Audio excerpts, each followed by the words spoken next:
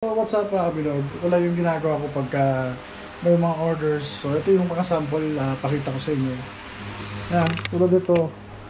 Orders ulit tayo. Lalagyan ko na lang ng edging to. Ito yung final design ng last box natin. Kasi yung mga susunod na box is team molding na ilalagay natin. Ayan, tulad ito, nilagay ko na yung buttons tsaka analog. Lalagay na lang ng coin slot. So ganyan yung daily basis na ginagawa ko. Pagka may mga orders tayo, so ito pang isa, hindi ko pa nalalagyan ng ayan, yung pinaka header nya. So ilalagay natin yan pagka dumating yung sticker. So dapat kasi sabay itong dalawa. Nagka-problema kasi mali yung print, doble. Ayan, pakita sa inyo. Ayan, doble yung print. So Tekken design ko, yung isa naman mga kabilog is one piece. So nagkamali ng print yung supplier, nagpa-reprint pa ako ulit. Nasabi baka mamaya daw dumating. Pinipilit kong tapusin sana to kahapon. So dapat ngayon tapos na to. Kulang lang ng sticker. So ngayon today tatapusin natin to. Siguro panoorin nyo na lang kung paano ko binubuo. Ayan, tapusin natin yan.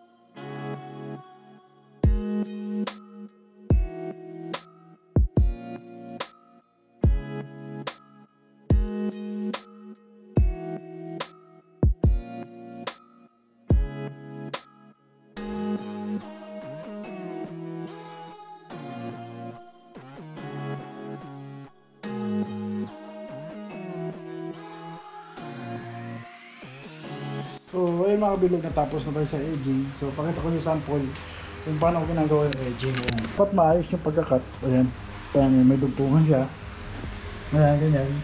Hindi ko naman sinasabing perfect, pero dapat maging presentable man lang. Ayan, maayos yung pagkakakat sa kanto. Ayan. Hindi ko masasabing perfect, pero maging presentable naman sana. Ayan. Maayos yung pagkakat sa kanto. So, ganun ko siya ginagawa pagka mga edging. Tulad ito, last build na to ng edging. Kasi yung next build natin sa susunod is team holding lang. Mas presentable kasi siya at hindi ganun maraming screw. So ito, pakita ko sa inyo. So ito, natapos na siya. Ayan. Okay naman siya tignan, kulay black. Siyempre, niiwasan natin yung maraming parang nakabuting-ting ba. Tulad ito, may nakikitang screw. Ayan. Pero okay naman siya kasi black, hindi siya pansinin. Pero kung papansinin mo, meron siya mga screw. Pero pagdating sa team molding kasi, ipapasok na lang yan pag team molding. Tapos konting pandikit para dumikit yung team molding. At yun, malinis yun ko ng screw. Tsaka goma yung nakalagay sa gilid. Ito lang gustong gawin yan. Ngayon lang namin naginawa, yung mga gumagawa ng box. Kailangan namin pag-aralan kung paano ginagawa, paano maglagay.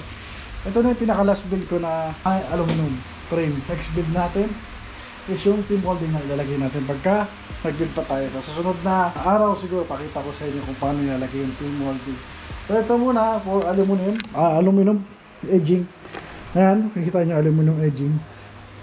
Ito okay lang to kasi nakatago to sa taas, pero yun nandito sa harap. Ito yung tsura na pag nandito sa harap. Wala siyang screw. So pag ganito ang setup mo sa kanya, makikita talaga yung screw. Baga presentable naman siya, pero iba pa rin yung parang elegant yung dating. Yung wala ka nakikitang screw. Baga akala mo factory yung pagkagawa. Pero syempre tayo lang gumagawa ng hanggat maaari, ina-upgrade natin yung produkto natin, mas napapaganda, mas napapaganda yung serbisyo. Ganun dapat yung mga build, hindi yung parang basta nagawa lang, malagyan lang ng TV, malagyan lang ng pilutan, ay arcade na. Dito sa akin kasi gusto ko quality rin yung yung pasok sa panlasa niyo yung gawa ko, quality din. So mas maganda kung ginagawa ko na dito pa lang is quality yung gawa ko, para at least pag dumating sa inyo yung produkto, makita nyo talaga na smooth at maayos. Pwede nyo naman kasi ako i-rate dun sa page ko or sa Google Maps, may rate review din naman doon kung gusto nyo i-rate yung mga gawa ko. Okay, so proceed tayo sa pag-build. Kung gusto nyo mag-stay tuned dito kung paano ko ginagawa to, time-lapse tayo.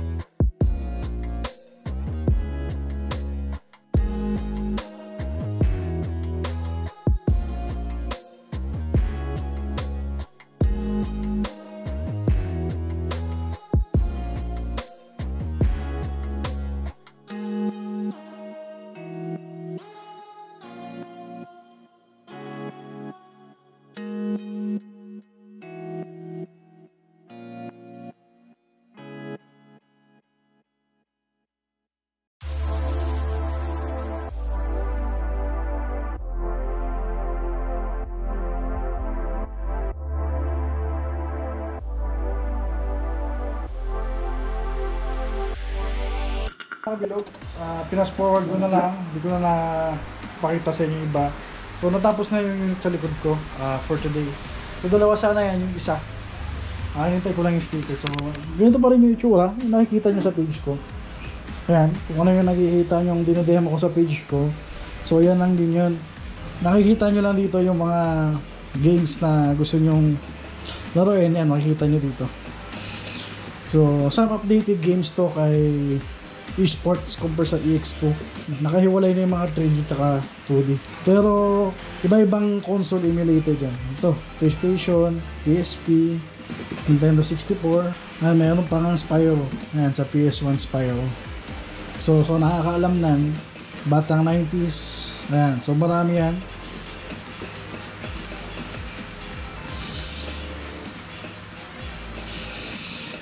So yung Puzzle Bubble 99. So sa 2D naman, ayun yung makikita nyong games. So nasa 7,000 something siya. Ito yung mga game over type. So sa build naman mga kabilog, ayan makikita nyo. So wala tong screw dito sa may bandang header. So malinis dito pagdating sa taas. Ayan, so ganyan yung itsura ng header natin. Tapos sa siding naman, ayan, so ito yung logo, kung ano gusto nyo palagay. Picture nyo. So ito, ako kasi nag-layout nito, tapos pinabago lang tong header, pangalan ng owner. Ayan, so ako na nag-layout nan. Tsaka dito, so Tekken 7 sa kaliwa, Tekken 8 sa harap, sa right side. Pero yung mga games ito mga kabilog, classic, baka maghanap ko yung mga games na yan, design lang yan. Pero sa Gen Z ito, bagay na bagay ito sa Gen Z kasi may Tekken 7 din, tsaka Tekken 8. Ayan, sa mga interested ng ganito, classic lang. So mga classic games lang yung i-output nito. Tsaka huwag kayo mag-expect yung resolution, napakaganda. Siyempre luma na yung mga games. So yung mga graphics nito is hindi katulad na sa PS3, PS4. So PS1 pababa, ganito yung mga graphics na yun. Sa 3D, ito yung sa mga PS1, yung mga kasabayan niya. Naomi, Dreamcast. Ayan, medyo okay na graphics yan. May God of War pa nga, PSP version. Pero huwag kayo mag-expect na super smooth, playable lang siya. So kung ano nakikita nyo yung graphics, ganun yung magiging play nya. Ito may Tekken 6 yan, 2 player yan, Tekken 6 tsaka Tekken 5. Pero PSP version yung mga kabilog na-run niya ng 2 player. Pero daras PSP lang ko, player 1 na talaga. Ayan o, PSP o. So PSP siguro yung pinakamagandang design ito. Itong NBA na to, 2006. Ayan, pang PSP lang din yan, 1 player lang yan. So kung gusto mo mag-NBA, meron tong NBA sa naghahanap. Pero 2006 version kasi retro or classic kasi yung mga games na nandito. Tulad ito Nintendo 64. Ayan. Mukhang racing. Marami si Nintendo 64 mga racing tsaka adventure games. Ano, mukhang racing yung Nintendo 64. Ano, adventure naman. Yeah, po Nintendo 64. Kita ko naman to sa ibang vlog ko kung ano yung setup nito. So napakadali lang. So siguro ito na yung last design ng naka-alloy frame siya, yung siding or yung edge. Ayan yung coin slot, isa lang. Hindi na tayo gumagawa ng dalawa. Kasi meron naman siyang system timer para mag-work na, hindi na natin nakalawang timer. So maganda lang yung siguro yun sa mga Xbox or PS4. Nakasanayan talaga natin traditional before yung mga arcade is one timer lang talaga per arcade machine. So dito mo makikita yung timer. So ayun mga kabilog, siguro that's for today for my vlog. Nagawa pa tayo ibang content sa iba video natin, pero dito pa rin sa vlog ito. 3,000 years later. Good morning mga kabilog. Ayun, kagabi na ito dumating. Itong last. Yung kulang natin para dito. So hindi kasi natin natapos to kasi nga kulang yung sticker. So yung isa tapos na. Magkasama kasi to para mapadeliver na ngayong araw na tatapusin natin to. At nga, papakita ko sa inyo yung finished product natin and gagawa muna ako. A few moments later. Ayan mga kabilog, natapos ko na yung unit na pangalawa. Ayan. So may kulang lang dito mga kabilog. Wala pa yung coin slot. So darating yun for today. Nintay ko na lang dumating. Kasi yung dalawa, ready to for delivery. Punta tayo sa kabila kung ano ginagawa ng mga kaibigan natin doon. So tara.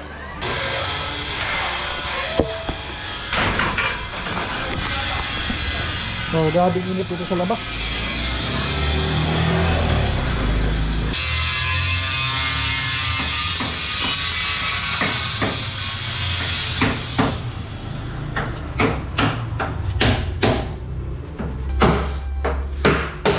Hindi ka nangitan?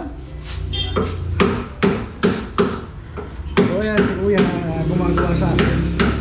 So magaling yan sa mga gila sa woodworking, building yan siya gumagawa sa akin.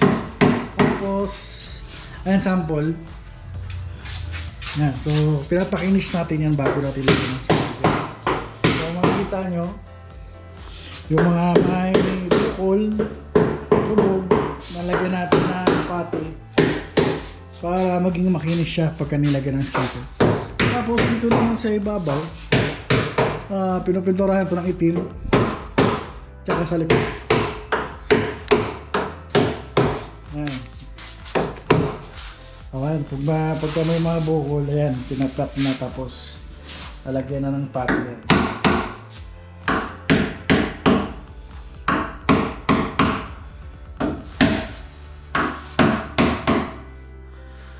So lahat yan tinitira ng lagyan ng pati. Ayan. So ito pa, marami pa sa likod to. So lalagyan pa yan. So ito rin yung natapos na to. Ayan. So ito na yung mga natapos. So pinapatuyo na lang. Pagka natuyo na itong mga to, tsaka lilihain para maging makinis. Ito mga to.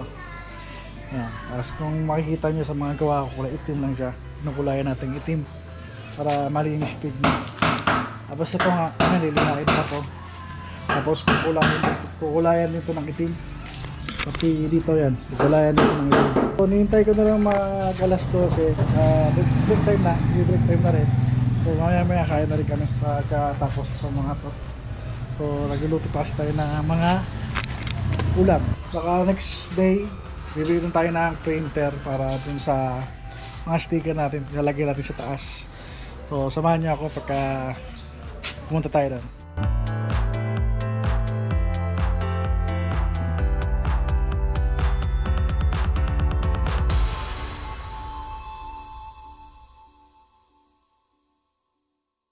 Tapos na tayo sa pagbabalot.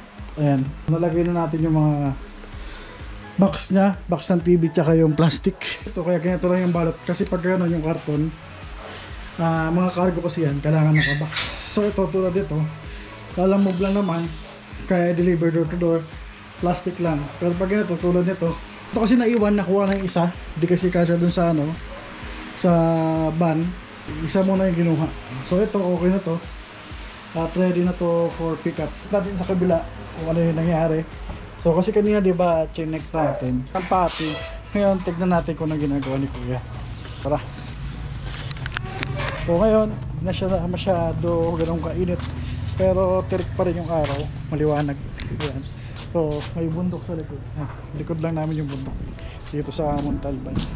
Ayan, pati na kanina yung the rest. Ayan, nilihan na lang ni kuya. So makinis na.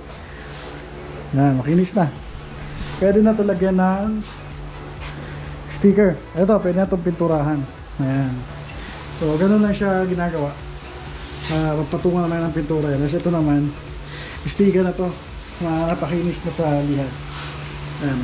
So, ayan, mag-alas 5 na rin. Alas 5 na ata. So, patapos na rin si kuya dito sa Pards.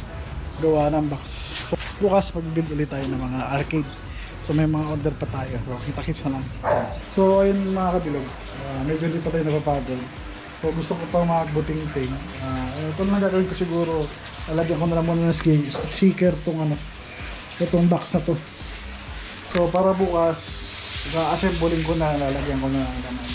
So ngayon, lalagyan ko na lang ng sticker kasi hindi ako mapakali, wala namang ginagawa. Bukas ko na gagawin yung iba. So ngayon, maglalagay lang ako ng sticker yan. So yan, ganito lang yun. So lalagyan lang natin ito ng sabon muna. Wala dapat akong sabon. May konting tubig.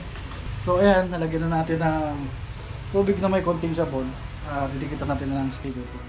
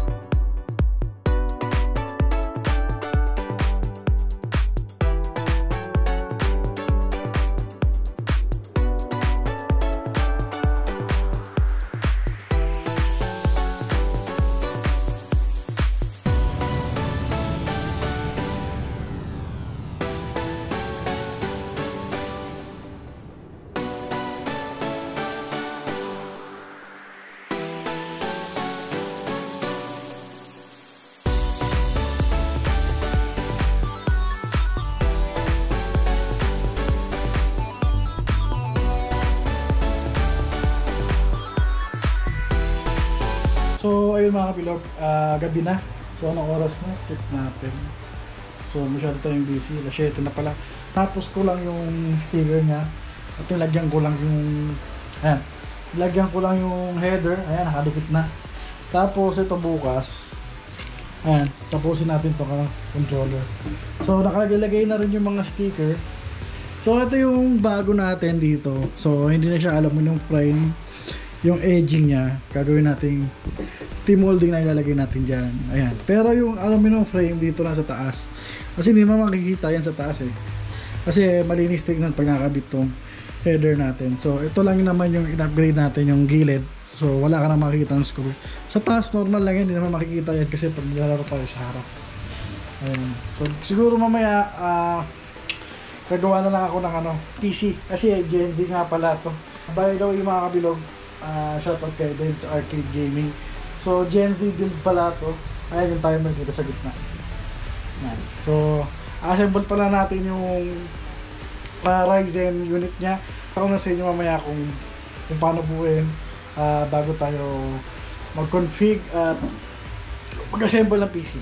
Okay, stay tuned na. Well mga kabilog, paggabi, ganito lang yung ginagawa ko pagka may time or free time ko to. Tulad nito, meron tayong Gen Z build. So inaayos ko muna yung game.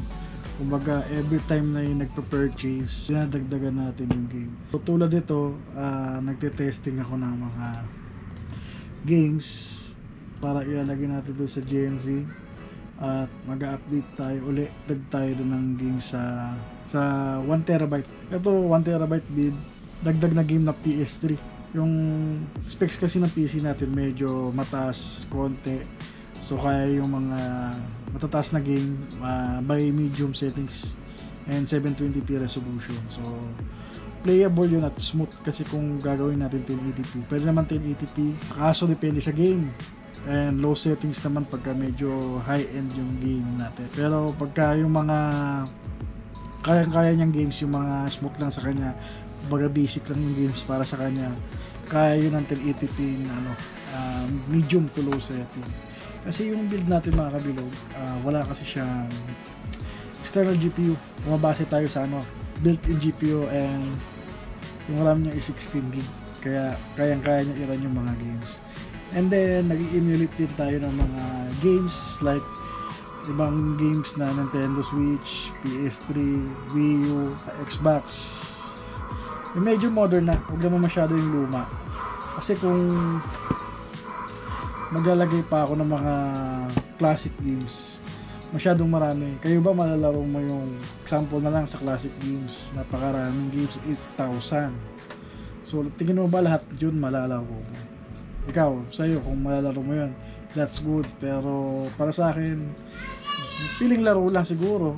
No, mga about 100 games na siguro yung mga nilalaro ko before ng 80s and 90s. So, may mga 20s na rin doon kasi meron PSP version, Nintendo 64, mga PS1 yan, mga year 20s na yan. Pero 90s na lumabas yun eh. So, ngayon naglalagay tayo ng PS3. Ito, pakita ko sa inyo sample. Ayan, so ayan. Nilaran ko siya isa-isa. Yan, ito mga PS3 games yan. So, bagong update sa Gen Z build natin. Mga function na gagana lang sa joystick or arcade button. So, doon na yung gagawin natin. Hindi naman yung mga medyo open world ang ilalagay natin dito, kasi yung arcade natin is classic style function. So, pag sinabi classic style, analog stick tsaka buttons lang. Wala pa rin tayong joystick para pagka nag-open world game tayo or naghahanap ng NBA, so doon tayo papasok. Kailangan natin ng analog stick, kasi yung mga NBA games ngayon like 2K23, 24 is kailangan joystick na controller para magamit mo lahat ng function. Kasi kung mag-NBA ka sa classic style function na analog or buttons, hindi mo magagamit yung full potential or mga open world game. So hindi mo mamove yung camera kung lilingon ka sa kanan, lilingon ka sa kaliwa. So ginawa ko lang to is for classic function pa rin yung mga naglalaro ng kaedad ko noon, 80s or 90s nga, button and analog stick. So yung simple game lang nakakagana dun talaga sa build natin. Pagka ganitong mga oras, mag-update ako na yun and mag-build tayo ng PC. So, motherboard lang naman kasi wala naman tayo case. Hindi ko na kasi lalagyan ng case. Yung mismong case natin, yung arcade machine, doon natin ilalagay yung mismong motherboard. Ito, pakita ko sa inyo. By the way mga kabilog, ang gamit kong power supply is ganito lang. So, syempre yung mga user dyan na medyo maselan sa power supply, alam ko ayaw nyo gamitin to kasi ginagamit ko lang to for standalone. Walang external GPU. So kung medyo maselan ka, hindi pwede sa itong power supply na to. So inuulit ko, ginagamit ko lang itong power supply na to mga kabilog sa mga motherboard na standalone, walang external GPU. So okay na okay ito since gamit ko, last builder pa ako since 20s. So okay itong power supply na to. Ito yung ginagamit namin sa Gen Z. So kung gusto nyo magabil ng ganito, ilalagay ko na lang yung link sa baba kung saan nabibili to para magamit nyo yung itong power supply. So solid to, hindi mo pagkakamalan na generic. Pero kung nagtitipid ka, power supply, pwedeng sa ito. YGT. And then kabilog, ang gagamitin kasi natin is ganitong motherboard lang. Kasi yung mga branded motherboard, wala kasing comfort. Kailangan kasi may comfort. So may ginagamit kasi akong application para sa comfort. And eto. So ang ginagamit natin Ryzen 5 46G or 56G. Kung ano yung available sa supplier, so yun yung kinukuha ko. Pero kung wala talaga, kung ano yung available dun sa supplier. So ito lang naman, assembly natin, lalagay natin ng RAM, processor. So ganoon lang. And that's it. Kukuha lang ako ng bare bone na pang case niya para sabitan dun sa mismo board. Testing ko na naman ibang games. At siguro dito na lang muna. Siguro bukas na uli. So tapusin ko na lang to. So hindi ko na masyado papakita lahat yung gagawin ko. Medyo matagal to. At madali lang naman tapusin to pagka nailagay ko na yung mga kailangan ko. Sige. At good night na lang. And tomorrow ulit. Bye bye. Good morning mga kabilog. Punta tayo ng Laguna. Kasi bibili tayo ng printer pa dun sa next project natin. At syempre magamit din natin to sa sticker, yung mga arcade box natin. So kaya akong bumili. So kasama rin kasi sa next project natin yung gagawin natin, kaya bumili ako ng 6-feet na printer.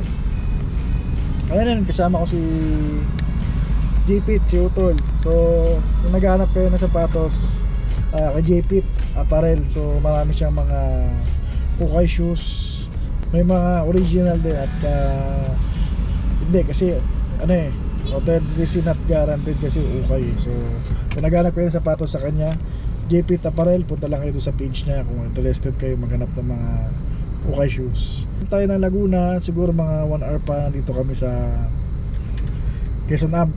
Mag-skyway kami para mapabilis yung papunta doon.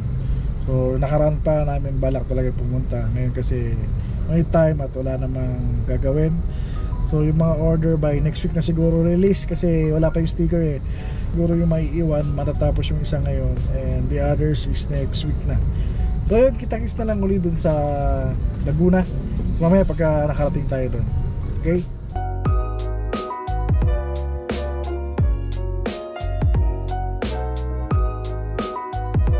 Nandito na tayo sa Laguna. Ano pala siya? Para siyang main warehouse ni China, tapos dito binabagsak lahat ng mga order ng mga kliyente, then pipikapin na lang. Para siyang cargo ang dating niya, pipikapin mo pero dapat bayad na yung item bago i-release. So kailangan mo ng code from your supplier na bayad na yung baga yung delivery receipt, kumbaga confirm na bayad yung unit. So malaki siyang warehouse. Ayan, napakikita nyo dito. So ewan ko lang kung pwede mag-video sa loob. Kausapin ko yung wait lang.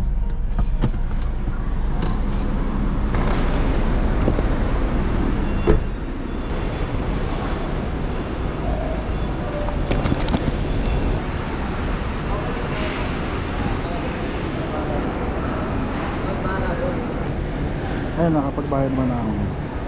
May bibigay po sila sa inyong DR parang ganito yung sanyo. Saan? Magbibigay po sila. Ay, yung nagka-present ko dito para nakalun.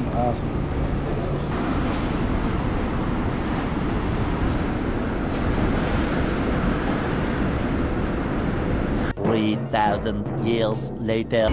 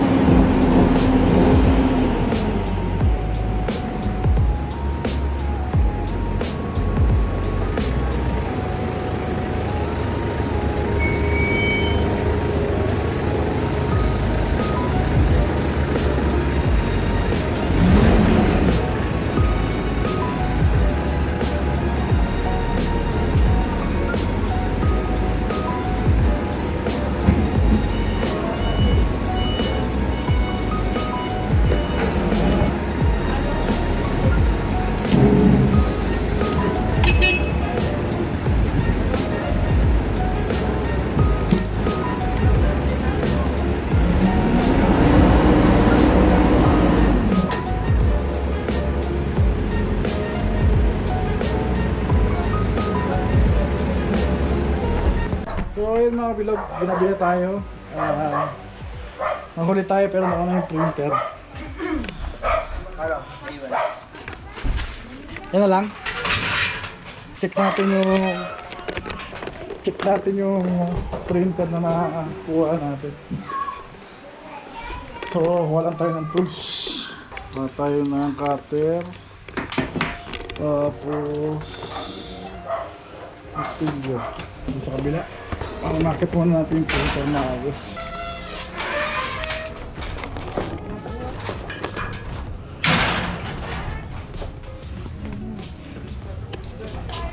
So ayun yung printer. Bakasin na natin.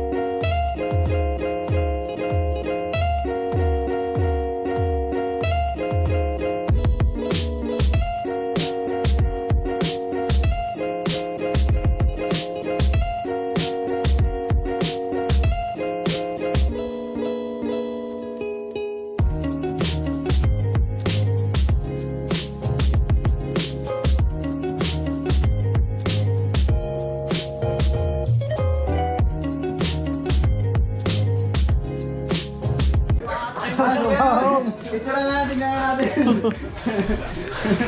Pasakto, may takip na. Uy, tawag ka.